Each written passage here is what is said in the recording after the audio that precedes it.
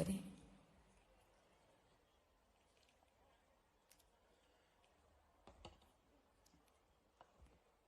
मेरे प्यारे प्रदेशवासियों, भारत के 76वें गणतंत्र दिवस के मंगल अवसर पर आप सबको हार्दिक बधाई एवं शुभकामनाएं।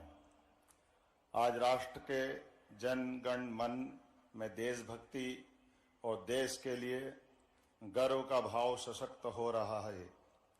यशस्वी प्रधानमंत्री श्रीमान नरेंद्र मोदी जी के नेतृत्व गुण के फलस्वरूप यह संभव हुआ है। आज संपूर्ण विश्व में भारत की गरिमा और साख बढ़ रही है। गणतंत्र दिवस की वर्षगांठ पर राष्ट्र की स्वतंत्रता के लिए शहीद राष्ट्रभक्तों और ज्ञात अज्ञात सेनानियों के चरणों में विनम्र श्रद्धांजलि।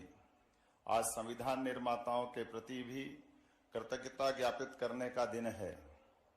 संविधान सभा में मध्य प्रदेश के महू नगर में जन्मे बाबा साहब डॉक्टर भीमराव अंबेडकर जी की प्रारूप समिति के अध्यक्ष के नाते अविस्मरणीय भूमिका रही है।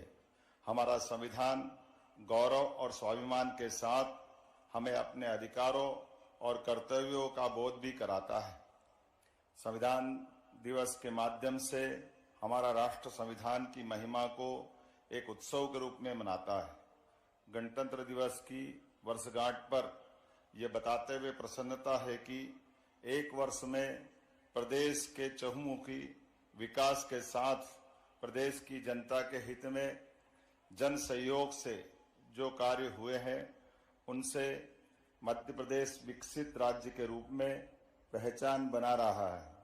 यशस्वी प्रधानमंत्री श्रीमान नरेंद्र मोदी जी की मंशा अनुसार विकसित भारत के लिए विकसित मध्य प्रदेश की हमारी यात्रा निरंतर चल रही है। प्रधानमंत्री श्रीमान नरेंद्र मोदी जी की मौजूदगी में 17 दिसंबर 2024 को जयपुर में इस परियोजना का त्रिपक्षीय अनुबंध हुआ है। परियोजना के माध्यम से कुल 6,73,000 हेक्टेयर क्षेत्र सिंचित होगा। प्रदेश की भीतर भी नदी जोड़ो अभियान को क्रियान्वित करने की दिशा में उल्लेखनीय काम प्रारंभ हुए हैं। नदी जोड़ो अभियान हमारे अपने प्रदेश के राज्य के अंदर भी और राज्य के बाहर भी दोनों तरफ से समान रूप से किया जा रहा है। राज्य के बाहर पार्वती कालीसिंध चंबल परियोजना, जो राजस्थान के साथ हमारा 20 वर्ष से ज्यादा समय से उलझा हुआ मसला था, उसको सुलझा करके हमारे देश के राज्यों के अंदर सौहार्दपूर्ण वातावरण का एक नया अध्याय गढ़ने का प्रयास हुआ है। इसी प्रकार से बुंदेलखंड की धरती को केन बेतवा लिंक योजना के माध्यम से पूरे क्षेत्र में मध्य प्रदेश और उत्तर प्रदेश की धरती पर आपस में मिलकर के बुंदेलखंड के प्यास मिटाने के साथ साथ समृद्धि के द्वार भी खोलने का प्रयास हमारी सरकार के द्वारा किया गया है। मुझे इस बात की प्रसन्नता है, राज्य के बाहर जिस प्रकार से नदी जोड़ो परियोजनाओं को हमने लागू करने का प्रयास किया, उसी संदर्भ में हमने अपने राज्य के अंदर भी खास करके एक नदी से दूसरे नदी की कठिनाइयों के लिए कहीं सीवर से जुड़ी हुई परेशानी होगी, कहीं और कोई कारण से नदी सूखी या एक नदी में बाढ़ आती है, ऐसे में एक नदी से दूसरी नदी जोड़ करके हम अपनी इन समस्याओं का समाधान खोज सकते हैं। इसका बेहतर उदाहरण इंदौर और उज्जैन के बीच निकलने वाली सीवर से जुड़ी हुई कान नदी की पुरानी एक ऐसी कठिनाई थी, जिस कठिनाई के कारण से वर्षों से हमारा गंदा पानी उज्जैन की क्षिप्रा को प्रभावित करता था। ऐसे में एक नदी जोड़ो अभियान राज्य के अंदर भी लेने का प्रयास किया है, जिसके माध्यम से अब यहाँ इंदौर से निकलने वाली कान नदी का पानी यहाँ से निकल करके बजाय क्षिप्रा में मिलने के वो अपनी दूसरी एक नदी, वो भी इंदौर से ही निकलती है, लेकिन डाउन स्ट्रीम में जब डैम में ऊपर पानी भरा रहेगा शुद्ध जल, तो नीचे जो पानी शुद्ध होकर के मिलेगा, जिसको किसान अपने काम में ले सकेंगे। इस कान नदी और एक तरह से गंभीर नदी जोड़ने का एक राज्य के अंदर का ये भी अनुपम उदाहरण बना है, जो विश्व में पहला एक राज्य के अंदर नदी जोड़ो अभियान का दूसरा अध्याय लिखा जाना लगेगा। यशस्वी प्रधानमंत्री श्रीमान नरेंद्र मोदी जी ने ज्ञान का मंत्र दिया, जिसका अर्थ गरीब, युवा, अन्नदाता और नारी ज्ञान के ध्यान के ध्येय वाक्य को साकार करने के लिए मध्य प्रदेश सरकार संकल्पबद्ध होकर कार्य कर रही है। इस मंत्र की सिद्धि में मध्य प्रदेश सरकार ने 4 मिशन युवा शक्ति, गरीब कल्याण, किसान कल्याण और नारी सशक्तिकरण प्रारंभ करने का निर्णय किया है। स्वामी विवेकानंद युवा शक्ति मिशन का शुभारंभ राष्ट्रीय युवा दिवस के अवसर पर किया गया है। यह मिशन युवाओं के स्वप्न साकार होने का माध्यम तो बनेगा ही, साथ ही समाज में सकारात्मक और अपेक्षित परिवर्तन लाने के लिए भी प्रेरित करेगा। गुणवत्तापूर्ण शिक्षा, कौशल विकास और क्षमता संवर्धन, उद्यमिता को प्रोत्साहन और रोजगार, सामाजिक पहल, सामाजिक सद्भाव इस मिशन के प्रमुख स्तंभ है। सरकार 5 वर्ष में युवाओं के लिए 2,50,000 सरकारी नौकरियों में भर्ती करने का लक्ष्य रख रही है। युवा खिलाड़ियों के लिए प्रदेश के सभी 55 जिलों में खेल स्टेडियम निर्माण करने का निर्णय हमारी सरकार के द्वारा लिया गया है। गरीब कल्याण का मिशन गरीब और वंचित वर्ग को सामाजिक सुरक्षा, रोजगार और बुनियादी सुविधाएं प्रदान करना है। यह मिशन मुख्यतः 3 घटकों यथा बहुआयामी गरीबी इंडेक्स में सुधार, आजीविका सुदृढ़ीकरण और विद्यमान संगठनों के सशक्तिकरण पर केंद्रित है। आदरणीय प्रधानमंत्री जी के नेतृत्व में गरीबों के पक्के घर का सपना प्रधानमंत्री आवास योजना से साकार हो रहा है। योजना में प्रदेश के 36 लाख ग्रामीण और 8 लाख से अधिक शहरी परिवारों को पक्का मकान उपलब्ध कराया गया है। केंद्र सरकार द्वारा निःशुल्क राशन वितरण योजना को वर्ष 2028 तक बढ़ा दिया गया है। भारत सरकार द्वारा जनजाति ग्रामों में 100% सैचुरेशन के लिए धरती आबा जनजाति ग्राम उत्कर्ष अभियान प्रारंभ किया गया है। इस अभियान में मध्य प्रदेश के 51 जिले के 267 विकास खंडों के 11,000 से अधिक ग्रामों में निवासरत 18,58,000 जनजाति परिवारों की 93,23,000 आबादी को लाभान्वित करने का लक्ष्य रखा गया है। अभियान में 18 विभागों अथवा मंत्रालयों की 25 से अधिक जनहितैषी योजनाओं को चिन्हांकित करते हुए 5 वर्ष के लिए कुल वित्तीय प्रावधान 79,000 करोड़ का करने का योजना बनी है। रानी दुर्गावती श्री अन्न प्रोत्साहन योजना में किसानों को 1,000 रुपया प्रति क्विंटल की दर से अधिकतम 3,900 रुपया प्रति हेक्टेयर की सहायता दी जा रही है। 0% ब्याज पर अल्पकालीन फसल ऋण के लिए इस वर्ष 600 करोड़ की राशि का प्रावधान किया गया है। विगत वर्ष में किसानों को समर्थन मूल्य पर उपार्जित गेहूं पर प्रति क्विंटल 125 रुपये का बोनस प्रदान किया गया है।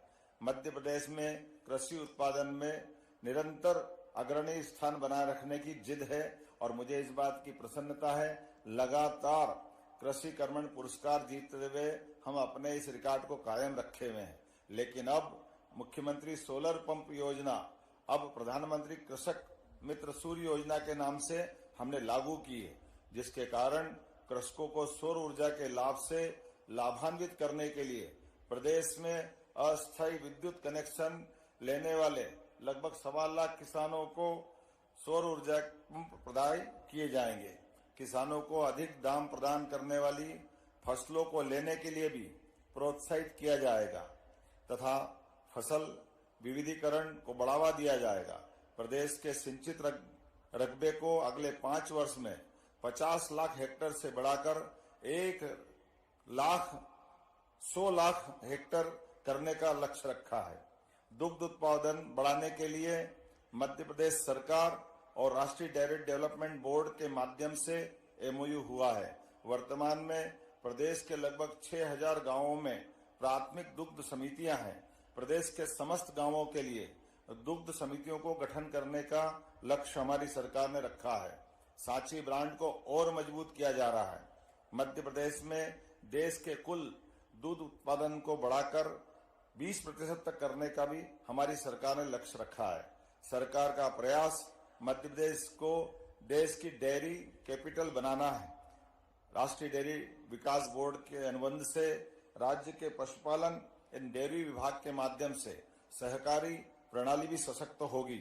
प्रदेश के सभी जिलों में गौशालाओं का सुचारू संचालन होगा। प्रदेश के बड़े नगरों में आधुनिक गौशालाओं का निर्माण किया जाएगा। यशस्वी प्रधानमंत्री श्रीमान नरेंद्र मोदी जी के द्वारा ग्वालियर में 10,000 से अधिक गायों की एक सक्षम आधुनिक आत्मनिर्भर गौशाला का प्रारंभ हम करा चुके हैं। धीरे धीरे करके हमारे राज्य के बड़े नगर निगमों में इंदौर, भोपाल, उज्जैन, जबलपुर इत्यादि स्थानों पर भी इसी प्रकार की गौशालाएं बनाने का निर्णय हमारी सरकार के द्वारा करवाया गया है। मुझे इस बात की प्रसन्नता है, पशुपालकों और किसानों को गौपालन प्रोत्साहन देने के लिए 10 गाय से ज्यादा पालने पर सरकार अनुदान देने का विचार कर रही है। पंजीकृत गौशालाओं में भी प्रति गोवंश मिलने वाली 20 रुपये आहार राशि बढ़ाकर 40 रुपये करने का हमारी सरकार के द्वारा निर्णय किया गया है। इसी प्रकार से मछुआरों बंधुओं को मत्स्य पालन के लिए भी अलग अलग प्रकार की कई सुविधा देने का निर्णय भी हमारी सरकार के द्वारा किया गया है। नारी सशक्तिकरण मिशन का लक्ष्य महिलाओं को आत्मनिर्भर बनाने के साथ उन्हें आर्थिक, सामाजिक, शैक्षणिक रूप से सशक्त बनाना है। मिशन के माध्यम से महिलाओं और बालिकाओं की शिक्षा, स्वास्थ्य, पोषण, आर्थिक विकास के साथ ही उनकी सुरक्षा एवं उन तक विभिन्न सरकारी सेवाओं की पहुंच सुनिश्चित करना है। मध्य प्रदेश सरकार ने शासकीय सेवाओं में महिलाओं को 35% आरक्षण देने का निर्णय किया है। प्रधानमंत्री मातृ वंदना योजना के क्रियान्वयन में भी प्रदेश राष्ट्रीय स्तर पर अग्रगण्य राज्य में शामिल हुआ है। योजना के प्रारंभ से अब तक 42 लाख महिलाओं को लाभान्वित किया है। जननी सुरक्षा योजना में वित्त वर्ष 2024 तक लगभग 6 लाख हितग्राहियों को 79 करोड़ रुपए की राशि का भुगतान किया गया है। लाडली बहना योजना में 1.25 लाख करोड़ से अधिक पात्र बहनों को योजना का लाभ अब तक दिलवाकर लगभग 30,765 करोड़ से अधिक की राशि का अंतरण किया गया है। प्रदेश में 90 लाख से अधिक महिलाओं को निःशुल्क गैस कनेक्शन प्रदान किए गए हैं। प्रदेश की 26 लाख लाडली बहनाओं को 450 रुपये गैस सिलेंडर की रिफिलिंग के लिए और 2024 में 715 करोड़ से अधिक की राशि का भी अंतरण किया गया है। प्रदेश में 1 लाख से अधिक लखपति दीदियां बनी हैं। महिला श्रम पर आधारित उद्योगों, विशेष रूप से रेडीमेड गारमेंट्स इंडस्ट्री में प्रति महिला श्रमिक 5,000 रुपये के मान से प्रोत्साहन राशि देने का निर्णय हमारी सरकार के द्वारा किया गया है। प्रदेश सरकार महिला स्व सहायता समूह को जन आंदोलन बनाने के लिए प्रतिबद्ध है। वर्तमान में 25 लाख महिलाएं स्व सहायता समूह से जुड़ी है। यह संख्या 4 वर्ष में 50 लाख तक बढ़ाई जाएगी। प्रदेश के 313 विकास खंडों में वृंदावन ग्राम योजना में एक ग्राम वृंदावन के रूप में विकसित किया जाएगा। प्रदेश में ग्रामीण जिलों में जल गंगा संवर्धन अभियान को अच्छी सफलता मिली है। इस अभियान को प्रत्येक वर्ष आयोजित करने का निर्णय हमारी सरकार के द्वारा किया गया है। वर्ष 2025 को उद्योग और रोजगार वर्ष घोषित किया गया है। अब तक उज्जैन, जबलपुर, ग्वालियर, सागर, रीवा, नर्मदापुरम और शहडोल में संपन्न 7 रीजनल इंडस्ट्री कॉन्क्लेव में निवेश के कई महत्वपूर्ण प्रस्ताव प्राप्त हुए हैं।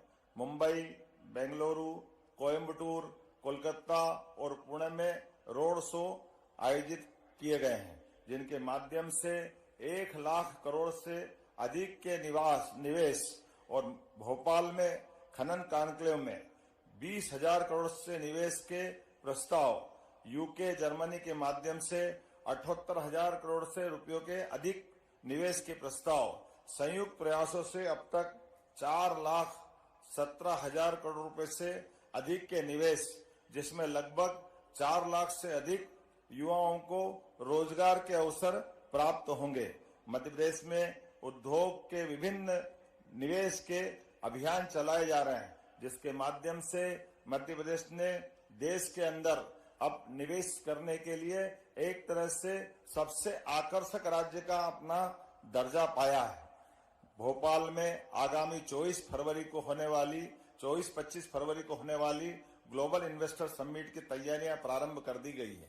जैसा कि आपको जानकारी देते हुए मुझे प्रसन्नता है कि हमारे यशस्वी प्रधानमंत्री श्रीमान नरेंद्र मोदी जी स्वयं इस निवेश कार्यक्रम का शुभारंभ करने के लिए आने वाले हैं। मध्य प्रदेश में गत 1 वर्ष से औद्योगिक विकास और निवेश संवर्धन के निरंतर प्रयास हम चला रहे हैं, जिसके माध्यम से युवाओं को अपनी बौद्धिक क्षमता के साथ साथ स्किल डेवलपमेंट के माध्यम से बड़े पैमाने पर रोजगार के अवसर प्रदान किए जाएंगे। मध्य प्रदेश जन विश्वास बिल पास कर उक्त अधिनियम में 5 विभागों के 8 अधिनियमों के माध्यम से 64 उपबंधों का गैर अपराधीकरण किया गया है।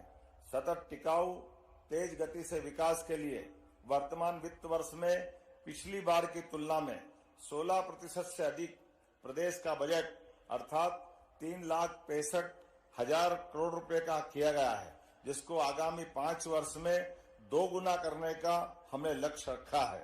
प्रदेश में अब प्रति व्यक्ति आय भी बढ़कर के 1,42,000 से अधिक हो चुकी है। ई पंजीयन, ई स्टाम्पिंग के माध्यम से संपत्ति की रजिस्ट्रेशन करने का नया अभियान प्रारंभ किया है, जिसके माध्यम से 2024 में राजस्व महाअभियान के माध्यम से लगभग 30 लाख, द्वितीय चरण में लगभग 50 लाख राजस्व प्रकरणों का भी निराकरण किया गया है। यशस्वी प्रधानमंत्री श्रीमान नरेंद्र मोदी जी ने मध्य प्रदेश में स्वामित्व योजना में 88% कार्य पूरा होने की सराहना की है।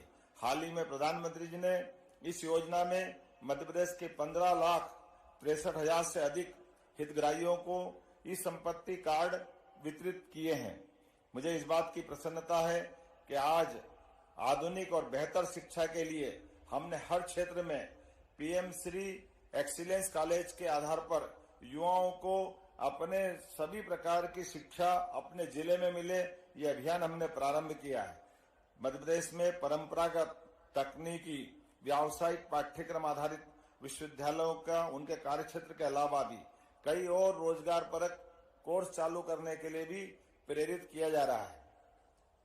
नागरिकों को स्वास्थ्य सेवा उपलब्ध कराने के लिए 17 शासकीय 13 निजी मेडिकल कॉलेज का संचालन प्रारंभ कर रहे हैं। मुझे इस बात की प्रसन्नता है कि एक तरफ 2003-04 में प्रदेश में केवल 5 मेडिकल कॉलेज थे, लेकिन एक ही वर्ष में हमने 3 मेडिकल कॉलेज चालू करते हुए आज की स्थिति में 30 मेडिकल कॉलेज आज हमारे मध्य प्रदेश में संचालित हो रहे हैं। मुझे इस बात की प्रसन्नता है, आने वाले 2 वर्षों में हम लगभग 24 मेडिकल कॉलेज और देने वाले हैं, अर्थात देश के अंदर मेडिकल कॉलेज की स्थापना में हम सबसे अग्रगण्य भूमिका निभाने के लिए आगे बढ़ रहे हैं। आयुष्मान भारत योजना में अब तक 4 करोड़ से अधिक आयुष्मान कार्ड वितरित कर मध्य प्रदेश देश में सबसे आगे है। इसी प्रकार से 70 वर्ष से अधिक आयु के बुजुर्गों को भी आयुष्मान योजना का लाभ दिलाने में मध्य प्रदेश सबसे आगे है। मुझे इस बात की प्रसन्नता भी है कि मध्य प्रदेश देश में सबसे पहले एयर एम्बुलेंस चालू करने वाले राज्यों की श्रेणी में आज अपनी एक विशेष पहचान बना के खड़ा हुआ है। हाल ही में 2 दिन पहले हमारी एयर एम्बुलेंस के बलबूते पर हमने न केवल शरीर के अंगों का प्रत्यारोपण कराने का एक नया रिकॉर्ड बनाया है, बल्कि गरीबों के प्रति हमारी भावनाओं को प्रकटीकरण का यह उदाहरण भी माना है, जिसके माध्यम से एयर सुविधा, एयर एम्बुलेंस के माध्यम से हम हर गरीब के जीवन को बचाने में अपनी सरकार का सब कुछ देने के लिए तैयार है। मुझे इस बात की भी प्रसन्नता है, एक तरफ जब एलोपैथिक कॉलेज हम बढ़ा रहे हैं, उसी समान दृष्टि से हम आयुर्वेदिक चिकित्सा महाविद्यालय को भी लागू करने की दिशा में आगे बढ़ रहे हैं। मुझे इस बात की प्रसन्नता है, पिछले वर्ष हमारी सरकार ने 11 नए आयुर्वेदिक मेडिकल कॉलेज खोलने की निर्णय की घोषणा की थी, जिसमें से 5 महाविद्यालय में निर्माण कार्य की प्रशासकीय स्वीकृति भी हमने जारी कर दी है। 1 वर्ष के अंदर ये 11 ही मेडिकल कॉलेज हमारे मध्य प्रदेश के लिए शुरुआत की तरफ अपने कदम बढ़ाएंगे। मुझे इस बात की भी प्रसन्नता है, जल जीवन मिशन में प्रदेश के ग्रामीण अंचलों में नल से जल की सभी सुविधाएं उपलब्ध कराने का लगातार प्रयास हमारा चल रहा है। प्रदेश के 17,000 से ज्यादा ग्रामों में सभी घरों में जल कनेक्शन दिए गए हैं। प्रदेश में लोक परिवहन, खास करके हमारा राज्य देश का एकमात्र राज्य था जिसका अपना राज्य परिवहन सरकारी व्यवस्था के अभाव में निजी व्यवस्थाओं के हाथों मजबूर था। मुझे इस बात की प्रसन्नता है, हमारी सरकार ने निर्णय किया है कि हम लोक परिवहन के प्रबंधन सरकार के माध्यम से कराते हुए सुदूर ग्रामीण से ग्रामीण, छोटे से छोटे स्थान तक भी इस परिवहन की व्यवस्था को सुचारू रूप से संचालित करते हुए आधुनिक व्यवस्थाओं के माध्यम से बड़े महानगरों को आधुनिक परिवहन की व्यवस्था के साथ साथ हम ग्रामीण लोक परिवहन के साधनों का भी उपयोग कराने जा रहे हैं। साथ ही साथ मेट्रो ट्रेन का मामला हो या इंदौर मनमाड रेलवे लाइन का मामला हो, भारत सरकार ने भी अद्वितीय रूप से मध्य प्रदेश का ध्यान रखते हुए हमारे लिए विकास के नए दरवाजे खोलने का काम किया है। भारत सरकार ने प्रदेश में राष्ट्रीय राजमार्ग परियोजनाओं की दृष्टि से भी 3,500 करोड़ की राशि स्वीकृत की है। इंदौर अकेले में 350 करोड़ की लागत से एलिवेटेड और कई सारे काम भारत सरकार के माध्यम से मंजूर हुए हैं। भोपाल कानपुर इकोनॉमिक कॉरिडोर 4 लेन में अपग्रेड करने की अनुमति मिली है। प्रदेश में विमानन सेवाओं के विस्तार की दृष्टि से भी मुझे इस बात की प्रसन्नता है, मध्य प्रदेश वो राज्य है जो कम समय में भी काफी बड़े पैमाने पर हमारी विमानन सेवाओं का उपयोग राज्य की बेहतरी के विकास के लिए करने जा रहा है। रीवा एयरपोर्ट के संचालन के साथ हमारा राज्य एक साथ 6 एयरपोर्ट संचालित करने वाला, 24 घंटे जहां हमारी विमान सेवा मिले, ऐसे बड़े राज्य में अब शुमार हुआ है। लेकिन इसके साथ साथ और भी कई स्थानों पर एक साथ हवाई पट्टी, छोटे छोटे ब्लॉक में हेलीपैड हमारी योजना का हिस्सा है, जिसके माध्यम से वर्तमान के दौर में हम सभी प्रकार के परिवहन के व्यवस्थाओं का उपयोग राज्य की बेहतरी के लिए करने की तरफ आगे बढ़े हैं। उज्जैन, इंदौर, देवास, धार को मिलाकर एक तथा भोपाल, सीहोर, रायसेन, विदिशा और राजगढ़ को मिलाकर दूसरा महानगरीय क्षेत्र बनाने का भी हमने निर्णय किया है। प्रदेश के संतुलित नगरीय विकास के लिए पुनर्घनत्वीकरण और पुनर्विकास नीति का भी नया प्रारूप हमने तैयार किया है। प्रदेश में प्रतिदिन गैर कृषि उपभोक्ताओं को 24 घंटे और कृषि उपभोक्ताओं को 10 घंटे विद्युत प्रदाय किया जा रहा है। मुझे ये बताते भी अत्यंत खुशी है, अब किसानों को रात के समय अपनी सिंचाई के लिए बिजली लेने के बजाय हमारी सरकार प्रयास कर रही है वो अपने सिंचाई के साधन का उपयोग, बिजली का उपयोग अपने दिन में ही कर ले ताकि रात की कठिनाई से बचा जा सके। मुझे इस बात की भी प्रसन्नता है, विद्युत क्षमता का कुल उत्पादन 24,108 मेगावाट है, लेकिन आज हम लगातार प्रयास करते हुए आने वाले वर्षों में भी हम लगातार सरप्लस बने रहें, इस दिशा में हम काम कर रहे हैं। इसीलिए 4,100 मेगावाट अतिरिक्त कोल विद्युत आधारित विद्युत क्षमता के लिए भी हमने कोल ब्लॉक आवंटन कराने के लिए भारत सरकार के माध्यम से उपलब्धि हासिल की है। मुझे इस बात की भी प्रसन्नता है, वर्तमान में ग्रीन एनर्जी अर्थात नवकरणीय ऊर्जा की स्थापना क्षमता आज से 12 वर्ष पूर्व केवल 438 मेगावाट थी, जो दिसंबर 2024 तक 7,300 मेगावाट हो गई। ये लगभग 14 गुनी है, लेकिन हम प्रयास कर रहे हैं 2030 तक 7,000 को बढ़ा करके 20,000 मेगावाट नवकरणीय ऊर्जा उत्पादन को हम लक्षित कर रहे हैं। मुझे इस बात की भी प्रसन्नता है, 25 दिसंबर 2024 को देश की सबसे बड़ी ओंकारेश्वर फ्लोटिंग सौर ऊर्जा, ये विश्व की पहली फ्लोटिंग सौर ऊर्जा परियोजना है, जिसका हमने लोकार्पण माननीय प्रधानमंत्री जी के माध्यम से खजुराहो से कराया था। मिशन मोड में सभी शासकीय भवनों पर अपनी बिजली स्वयं उत्पादित करने के लिए सोलर रूफटॉप की स्थापना करने का भी हमने निर्णय किया है और इस दिशा में लगातार आगे बढ़ रहे हैं। मुझे एक बात की और प्रसन्नता है, एक तरफ हम अपने राज्य स्तर पर सभी हितैषी योजनाओं को लागू कर रहे हैं, दूसरा अभियान के रूप में भी जैसे 11 दिसंबर से लगा करके 25 दिसंबर तक हमने जन कल्याण पर्व मनाने का निर्णय किया है, जिसमें कई प्रकार की योजनाओं को लागू करने का प्रयास किया। एक तरफ हमने जन कल्याण पर्व मनाने का निर्णय किया, दूसरी तरफ जन कल्याण अभियान के माध्यम से हमने 26 जनवरी तक लगभग 40 दिन तक अपने हितग्राहियों को उनके घर घर जाकर के उनको अपनी पात्रता अनुसार उनकी योजनाओं का लाभ दिलाने का प्रयास किया, जिसके माध्यम से 45 हितग्राही मूलक योजनाओं के माध्यम से सेवा शिविर लगा करके 32 लाख से ज्यादा नागरिकों को हित लाभ आवेदन पत्रों के आधार पर हमने देने का प्रयास किया है। प्रदेश में 1450 किलोमीटर लंबे श्री राम वन गमन पथ निर्माण का भी निर्णय हमने किया है। वहीं भगवान श्री कृष्ण की लीलाओं से जुड़े विभिन्न तीर्थ स्थलों पर भी हमने उनके सभी स्थानों को श्री कृष्ण पाथेय से जोड़ करके श्री कृष्ण पाथेय का गठन करने का निर्णय किया है। मुझे इस बात की प्रसन्नता है, भगवान राम और कृष्ण के आधार पर इस धरती ने अतीत के गौरवशाली पृष्ठ को जिया है। उस स्वर्णिम अध्याय को हम पुनः समाज के सामने लाने का निर्णय कर रहे हैं। जब एक तरफ हम उनके उस जीवन के चित्र को लाने का प्रयास करेंगे, दूसरी तरफ प्रत्येक नगरीय निकाय में गीता भवन बनाने का निर्णय भी हमारी सरकार के द्वारा लिया गया है।